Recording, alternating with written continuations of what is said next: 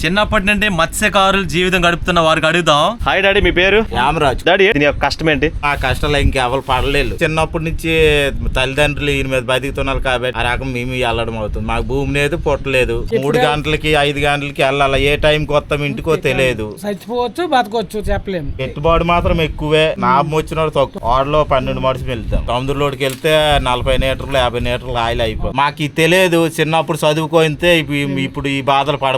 ఆ 2 అక్షరాలు చదువుపోయి ఇంత ఇబ్బందిలో పడుతుంది. దేనికి పని చేయరు. 10th అయిపోయిన తర్వాత పిల్లలు బయటకు వేయాలంటే చాలా కష్టాలతో ఏస్తున్నాం. మానాటి బాధలు పడవద్దని.